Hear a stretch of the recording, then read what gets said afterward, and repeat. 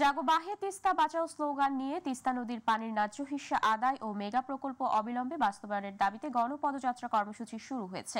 বেলা 11:15টার দিকে রংপুর কুড়িগ্রাম মহাসড়কের তিস্তা সড়ক সেতু থেকে এই কর্মসূচি শুরু হয়। লালমনিরহাট অংশ থেকে শুরু হয়ে রংপুরের কাউনিয়া বাজারে শেষ হবে এই পদযাত্রা। তিস্তা নদী রক্ষা আন্দোলন কমিটির প্রধান সমন্বয়কারী ও বিএনপির রংপুর বিভাগীয় সাংগঠনিক সম্পাদক আসাদুল হাবিব দুলুর নেতৃত্বে পদযাত্রায় দলের স্থানীয় নেতাকর্মী সহ কয়েক হাজার মানুষ অংশ নিয়েছেন। আজ সমাপনী দিনে বক্তব্য দেবেন দলের ভারপ্রাপ্ত চেয়ারম্যান তারেক রহমান। দর্শক, রংপুর থেকে কর্মসূচির খবর জানাতে যুক্ত হচ্ছেন প্রতিনিধি মাহমুদুল হাসান। মাহমুদুল, কর্মসূচির দ্বিতীয় দিনের পরিস্থিতি কেমন দেখছেন জানাবেন?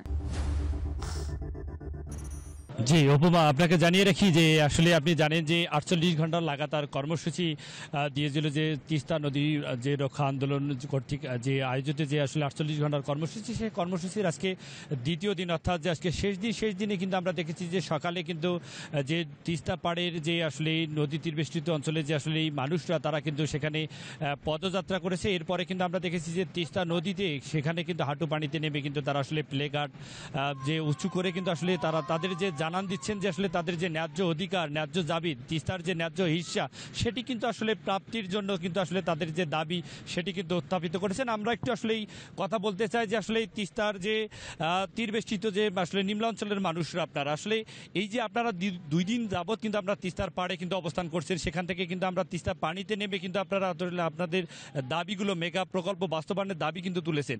আসলে এখানে আসলে মূল চাওয়াটা কি আপনারা এই কর্মসূচি থেকে? আপনারা হয়তো জানেন যে রংপুর অঞ্চল আমাদের মঙ্গা নিপীড়িত অঞ্চল। তা আমরা তার মধ্যে একজন আমরা লালমনিরহাট জেলার নিপীড়িত, মানে এমন একজন কি বলবো, বলার মতো কিছুই নাই যে আমরা এত হতদরিদ্র মানুষ, যে আমরা নদীর পাশে বসবাস করি, যে আমরা যে একটা আবাদি জমি আবাদ করব সে অবস্থাও আমাদের নেই।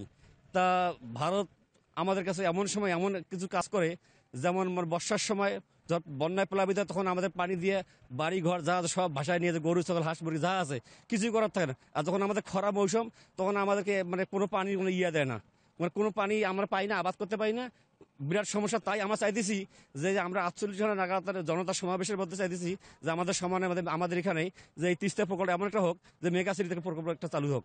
এটি আমাদের চাওয়া পাওয়া। এই যে আপনারা আসলে অনেক শিক্ষার্থী কিন্তু এসেছে, আসলে কি আপনাদের চাওয়াটা কি? উত্তরাঞ্চলের মানুষ কিন্তু বৈষম্যের শিকার নানাভাবে, এই বৈষম্য থেকে উত্তরণের আসলে উপায়টা কি, আপনারা কি জানান দিতে চান?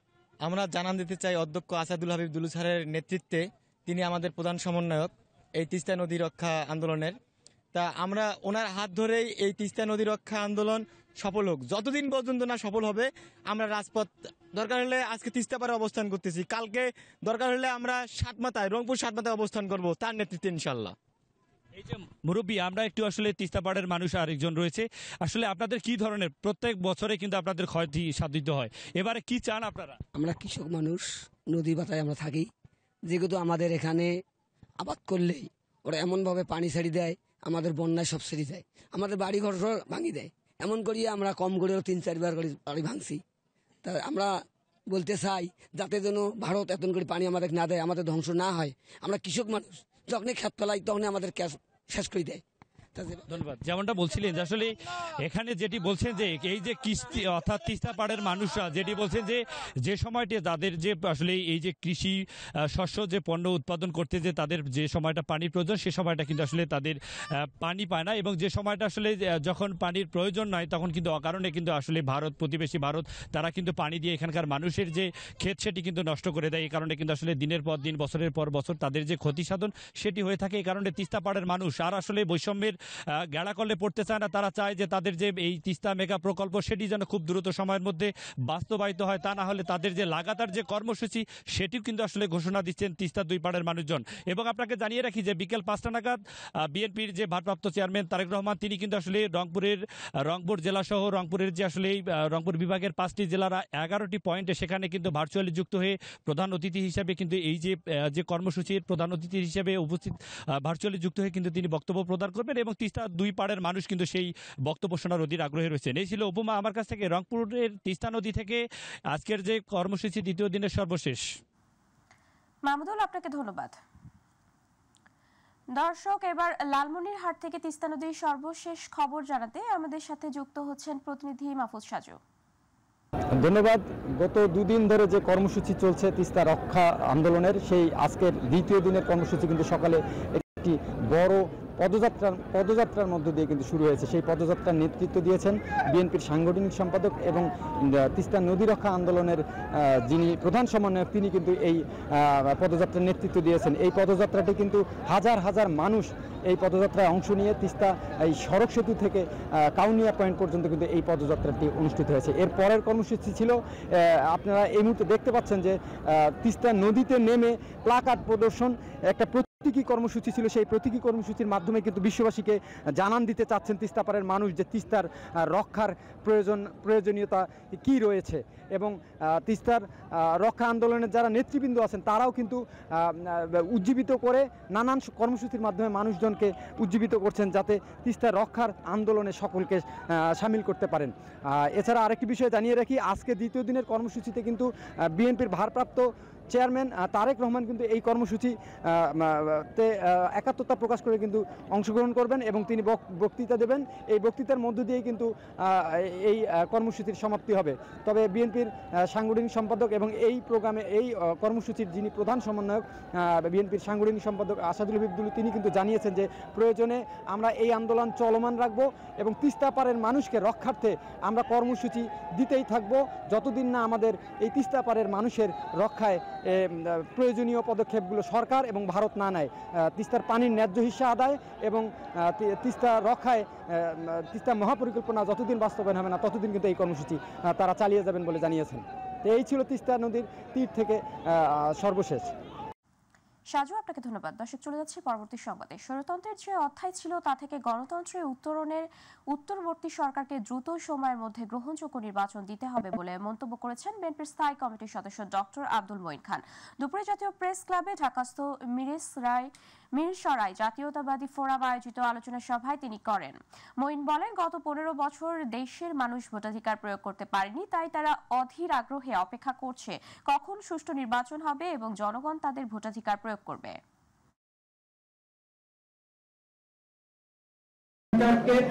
উপরে আমাদের অনেক আস্থা, তাদের শক্ত হাতে একটি কাজ করতে হবে, দ্রুততম সময়ে এ দেশকে স্বৈরতন্ত্রের যে অধ্যায় ছিল সেই অধ্যায় থেকে গণতন্ত্রের অধ্যায় রূপান্তর করতে হবে একটি সুষ্ঠু নিরপেক্ষ নির্বাচনের মাধ্যমে।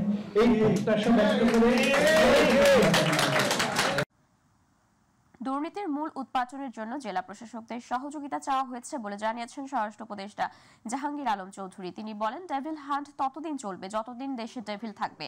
দুপুরে রাজধানীর ওসমানী স্মৃতি মিলনায়তনে জেলা প্রশাসক সম্মেলনে জননিরাপত্তা, সুরক্ষা সেবা ও কৃষি বিষয়ক অধিবেশন শেষে ব্রিফিংয়ে তিনি স্বরাষ্ট্র উপদেষ্টা এসব কথা বলেন। স্বরাষ্ট্র উপদেষ্টা বলেন, সমূলে দুর্নীতির মূল উৎপাটন না করতে পারলে দেশের উন্নতি সম্ভব না। তিনি বলেন, আইন শৃঙ্খলা পরিস্থিতি মোটামুটি সন্তোষজনক, এটি উন্নতির দিকে যাচ্ছে, কিভাবে আরো ভালো করা যায় সেই আলোচনা হয়েছে।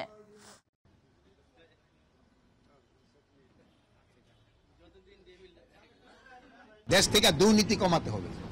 দুর্নীতি সমূলে বিনষ্ট না করতে পারলে দেশের অগ্রগতি হবে না। এটা হলো আমাদের সবচেয়ে বড় সমস্যা, হলো দুর্নীতি। এটা সব লেভেলে থেকে কমে আনতে হবে। এই জন্য আমি আপনাদেরও সাহায্য এবং সহযোগিতা চাই। আইন শৃঙ্খলা নিগমের ব্যবস্থা, আইন শৃঙ্খলা মোটামুটি স্যাটিসফ্যাক্টরি, বাট এটা আরো উন্নতির অবকাশ রয়ে গেছে। স্বৈরাচার আওয়ামী লীগ সরকার জনগণকে অত্যাচার নিপীড়নের জন্য জেলা প্রশাসকদেরকে ব্যবহার করেছে। এবার আইন, নীতি এবং সংবিধান মেনে জনগণকে সেবা দেওয়ার জন্য ডিসিদেরকে নির্দেশনা দেওয়া হয়েছে বলে জানিয়েছে আইন উপদেষ্টা আসিফ নজরুল। তিনি জানান, এখন থেকে বিদেশে যেতে আগ্রহীদের ডাটাবেস তৈরি করার প্রস্তাব দিয়েছে ডিসিরা। দুপুরে জেলা প্রশাসক সম্মেলনে অংশ নিয়ে ব্রিফিংয়ে তিনি এসব কথা জানান।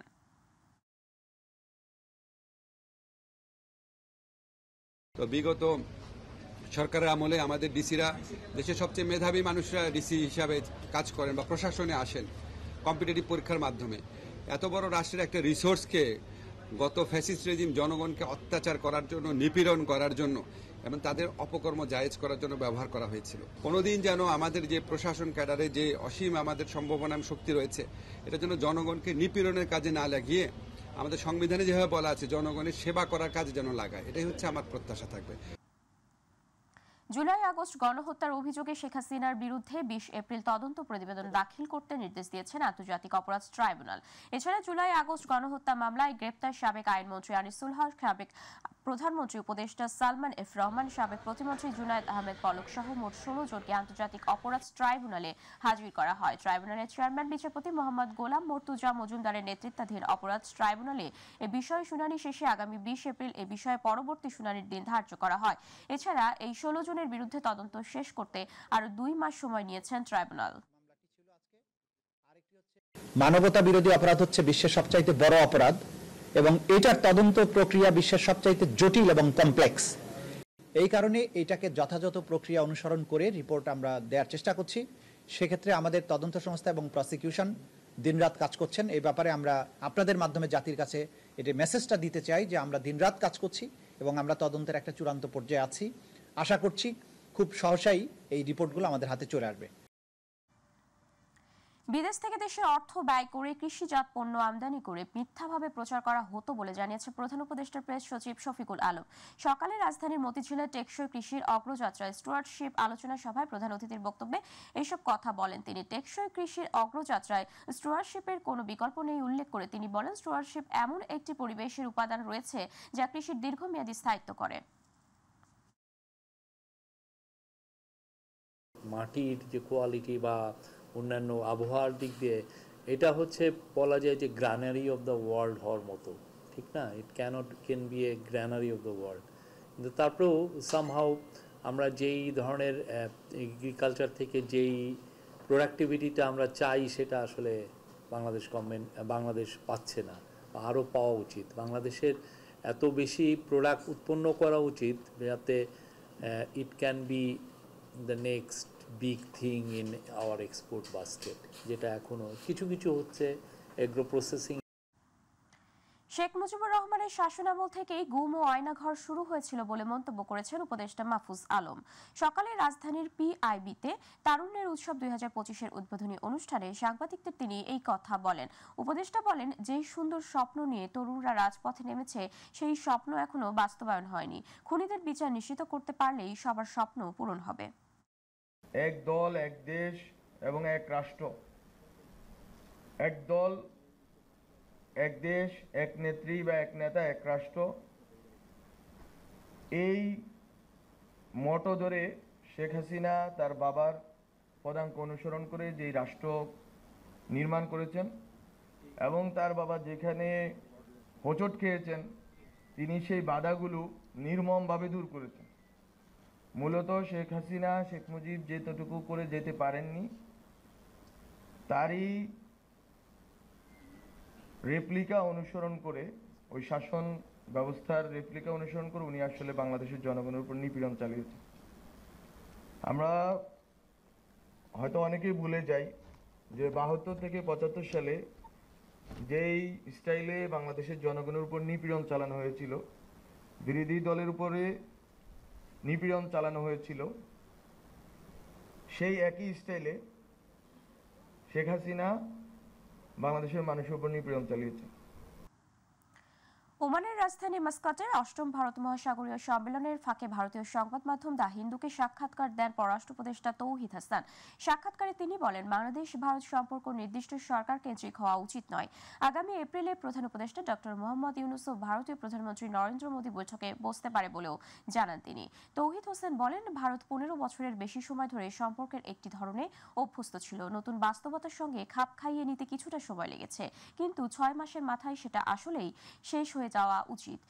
শেখ হাসিনার বিষয়ে ভারতের পদক্ষেপ নিয়ে জানতে চাওয়া প্রসঙ্গে তৌহিদ হোসেন বলেন, শেখ হাসিনার বিরুদ্ধে মামলা রয়েছে এবং বিচারের মুখোমুখি করতে তাকে ফেরত পাঠানোর জন্য ভারতকে বলা হয়েছে। তিনি জানান, গত 5 আগস্ট শেখ হাসিনা পদত্যাগ করার পর ভারতীয় মিডিয়ায় এই বিষয়টি নিয়ে প্রায় ব্যাখ্যাতীত উন্মোদনা সৃষ্টি করা হয়, যার বেশিরভাগই মিথ্যার উপর ভিত্তি করে।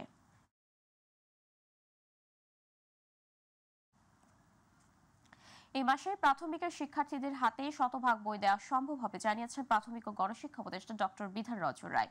তিনি জানান, 85% বই শিক্ষার্থীদের হাতে পৌঁছেছে। জেলা প্রশাসকদের সাথে প্রাথমিক ও গণশিক্ষা মন্ত্রণালয়ের বৈঠকের পর তিনি জানান, প্রাথমিকে সরকারি শিক্ষক পদে সুপারিশ প্রাপ্তদের আন্দোলনের দাবির প্রতি সহানুভূতিশীল। তবে বিচারাধীন মামলার বিষয়ে উপদেষ্টা এর বেশি মন্তব্য করেননি। যেগুলো বেসরকারি বিদ্যালয় রয়েছে, কিন্ডারগার্টেন রয়েছে, আমাদের সরকারি নীতিমালা অনুযায়ী সেগুলো নিবন্ধনকৃত হওয়া দরকার। সেগুলো অনেকগুলো নিবন্ধনকৃত নয়, সেগুলোর জন্য আমাদের নিবন্ধনে আসে সেই বিষয়গুলো আমরা জোর দিয়েছি আজকে। দর্শক, এবারে মাইটিভি বিশেষ।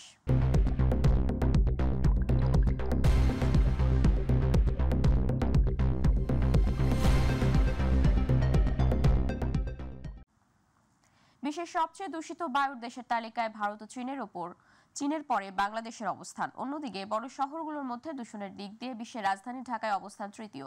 বায়ু দূষণের এই আগ্রাসন থেকে পিছিয়ে নেই খুলনা, নারায়ণগঞ্জ, গাজীপুর, চট্টগ্রাম সহ দেশের বড় বড় শহরগুলো। শিল্প বর্জ্যের কারণে শহরগুলোয় বায়ু দূষণ বাড়ছে ক্রমাগত। শিল্পাঞ্চলের আশেপাশে বসবাসকারী জনগোষ্ঠী মারাত্মক আক্রান্ত হচ্ছে সব রোগে। সাইদুর রহমান আবিরের রিপোর্ট। বায়ু দূষণের মান ৩০০ পার হলেই তাকে দুর্যোগপূর্ণ বলা হয়, অর্থাৎ যেসব স্থানে বায়ুর মান এমন থাকে সেসব স্থানে বায়ু দূষণ পরিস্থিতি ভয়াবহ। বায়ু দূষণ প্রসঙ্গে বারবার আলোচনার শীর্ষে বাংলাদেশের রাজধানী ঢাকা। গেল কয়েক মাস ধরেই ঢাকার বায়ুমান ৫০০ ছাড়িয়ে যাচ্ছে। সুইজারল্যান্ড ভিত্তিক প্রতিষ্ঠান IQAR এর সূচকে প্রায় দীর্ঘদিন ধরে দূষিত শহরের তালিকায় শীর্ষে আছে ঢাকা। ঢাকার বায়ু দূষণ নিয়ে দীর্ঘ সময় ধরে কাজ করছে বায়ুমণ্ডলীয় দূষণ অধ্যয়ন কেন্দ্র ক্যাপস। সংস্থাটির পর্যবেক্ষণ বলছে এই শহরের বায়ু দূষণের প্রধান উপাদানগুলো হচ্ছে বাতাসে অতি ক্ষুদ্র কণা বা PM 2.5 এর উপস্থিতি। ঢাকার বাতাসে যার উপস্থিতি বিশ্ব স্বাস্থ্য সংস্থার মানমাত্রার চেয়ে 67 গুণ বেশি। শুষ্ক এই মৌসুমে প্রচুর উন্নয়ন কাজ হয়, আর এই কর্মকাণ্ডের সামগ্রী সংশ্লিষ্টরা যত্রতত্র ফেলে রাখে। শীতে ইটভাটার ইট পোড়ানো ধোঁয়া, যা ভয়াবহভাবে বায়ুর মান নষ্ট করে, আর সাথে আছে মেয়াদোত্তীর্ণ ফিটনেসবিহীন গাড়ির কালো ধোঁয়া। শুধুমাত্র বায়ু দূষণের একটি প্যারামিটার, যেটাকে আমরা PM 2.5 বলি, সেই অতি ক্ষুদ্র ধূলিকণার কারণে প্রতি বছর 1,02,000-এর বেশি মানুষ মৃত্যু ঝুঁকিতে পড়ছে। বায়ু দূষণের যে বর্তমান অবস্থা, সেটি পরিবেশ অধিদপ্তরের নির্ধারিত যে মানমাত্রা রয়েছে বার্ষিক 35 মাইক্রোগ্রাম, সেখানে আমরা বার্ষিক মানমাত্রা থেকে 80 থেকে 90-95 মাইক্রোগ্রাম পর্যন্ত পেয়ে থাকি। শীতকালে আরও বেশি হয়, অর্থাৎ এটি 5 থেকে 7 গুণ পর্যন্ত বৃদ্ধি পায়, অর্থাৎ 200-250 মাইক্রোগ্রামে পৌঁছে যায়। প্রতি 3 দিনে একদিন আমরা পৃথিবীর সবচেয়ে দূষিত শহরের তালিকায় চলে যাচ্ছি। বায়ু দূষণের কারণ, উৎস সবই জানা, তবুও কেন বায়ু দূষণ ঠেকানো যাচ্ছে না? আইনের কঠোর প্রয়োগ ও শাস্তির বিধান পরিস্থিতি বদলাতে পারে, পরামর্শ এই বিশেষজ্ঞের। এই যে উৎসগুলো আছে, এই উৎসগুলো ইতিমধ্যে চিহ্নিত হয়েছে, কিন্তু এর বিরুদ্ধে যতটুকু ইন্টারভেনশন বা এনফোর্সমেন্ট দরকার ততটুকু সংশ্লিষ্ট কর্তৃপক্ষ করতে পারছে না। নির্মাণ বিধি মেনে নির্মাণ কাজ করতে হবে। আমাদের ইটের ভাটাতে দূষণ কমিয়ে আনার জন্য বিকল্প ইটের ব্যবহারের দিকে সরকারের যেই প্রজ্ঞাপন আছে সেটি ইমপ্লিমেন্টেশনের চেষ্টা করতে হবে। ফিটনেসবিহীন গাড়িকে জিরো টলারেন্সের আওতায় ফেজ আউট করতে হবে এবং বর্জ্য পোড়ানো বন্ধ করতে হবে। তাহলে আমরা নাগরিক যে ভোগান্তি বায়ু দূষণের জন্য হচ্ছে, সেটি হয়তো আস্তে আস্তে বা কিছুটা আমরা কমিয়ে আনতে পারবো। বায়ু দূষণের নিয়ন্ত্রণের মূল দায়িত্ব সরকার এবং তার বিভিন্ন সংস্থা ও প্রতিষ্ঠানের, তবে প্রয়োজন ব্যক্তি পর্যায়ে যথেষ্ট সচেতনতার। সাইদুর রহমান আবির, মাইটিভি, ঢাকা। ব্রাহ্মণবাড়িয়ার পুরাতন বইয়ের ব্যবসার এবার জমজমাট। চলতি বছরে পর্যাপ্ত নতুন বই বাজারে না ওঠায় বেড়েছে পুরাতন বইয়ের চাহিদা। ফলে প্রযুক্তির উৎকর্ষতায় ই-বুকের প্রচলন জনপ্রিয় হওয়ার পাশাপাশি ইন্টারনেটে বিভিন্ন রকমের বই সহজলভ্য হওয়ার পরও পুরাতন বই বিক্রি হয় ব্রাহ্মণবাড়িয়ার বাজারটিতে। ফলে পুরাতন বইয়ের চাহিদা রয়ে গেছে। প্রতিনিধি আফম কাউসার ইমরানের পাঠানো রিপোর্ট, জানাচ্ছেন আতিকুর রহমান তিতেশ। ব্রাহ্মণবাড়িয়ার পুরাতন বইয়ের একমাত্র বাজার জেলা শহরের ঘোড়াপট্টি সংলগ্ন কাজী মাহমুদ শাহ রোডে সকাল থেকে রাত পর্যন্ত খোলা থাকে পুরাতন এই বাজারটি। পুরাতন বইয়ের দোকানগুলোতে প্রাথমিক থেকে শুরু করে নিম্ন মাধ্যমিক ও স্নাতকোত্তর শ্রেণী পর্যন্ত পাঠ্য বই ছাড়াও গল্প, উপন্যাস, চাকরি, ভাইবা, ব্যাংক জব সহ হরেক রকমের বইয়ের সন্ধান মেলে। স্কুল কলেজের শিক্ষার্থী সহ সব বয়সী বইপ্রেমীরা চাহিদা মোতাবেক তাদের বইগুলো খোঁজ করে বের করেন। বইয়ের রেটটা অনেক বেশি, আমাদের কাছে চাইলে 4 গুণ 1 গুণ দিয়ে নেওয়া যায়। নতুন বইয়ের চেয়ে অর্ধেক দামে মেলে এসব পুরাতন বই। ইচ্ছে থাকলেও অর্থের অভাবে অনেকেই উচ্চ মূল্যে নতুন বই কিনতে পারে না। তারা ব্রাহ্মণবাড়িয়ার পুরাতন বই বাজার থেকে কম মূল্যে তাদের পছন্দ মতো বই কেনে। আবার অনেকে পাঠদান শেষে ফেরত দিয়ে পরবর্তী শ্রেণীর বইও কিনে নেয়। ফলে এখানে পুরাতন বই পরিবর্তনেরও সুযোগ রয়েছে। এই পুরাতন লাইব্রেরিতে আসলাম বই কেনার জন্য, কারণ এখনো বাচ্চারা হাতে বই পাইছে না। কয়েকদিন পরে হইতে পারে যে হাফ ইয়ারলি পরীক্ষা, ওই পরীক্ষার ভিতরে তো আমাদের আগে যেতে হবে, এই জন্য পুরান বই আমরা কালেক্ট করতেছি যাতে আমাদের পড়াটা পিছিয়ে না যায়। লোকজন বিভিন্ন স্থান থেকে বই সংগ্রহ করে এখানে বিক্রি করে, অল্প দামে বিক্রি করে। চাহিদা মোতাবেক বই শিক্ষার্থীরা হাতে না পেয়ে পুরাতন বইয়ের দোকানে ভিড় করেন বলেও জানান ব্যবসায়ীরা। 200 টাকার বইটাও 60 টাকা 70 টাকা এরকমের মধ্যে আমরা বেচা কিনা করি। আর বাড়ি বাসাতে কিনে আন না, আমরা সংগ্রহ করে আন না, বিভিন্ন আমরা বিক্রি করি। সচেতন মহল বলছেন বই হলো অনন্ত যৌবনা, তাই এর চাহিদা সব সময় থাকবে। এই পুরনো বইয়ের যে বাজার সেটা এবং এটার যে উপযোগিতা এটা কখনোই কমবে না, এটা আরো বাড়বে। অবাধ তথ্য প্রযুক্তির এই যুগে পূর্বপুরুষদের এই ব্যবসা ভবিষ্যতে কতটুকু ধরে রাখতে পারবেন এই নিয়ে দুশ্চিন্তায় দিন কাটাচ্ছেন স্থানীয় ব্যবসায়ীরা। আতিকুর রহমান তিতাস, মাই টিভি।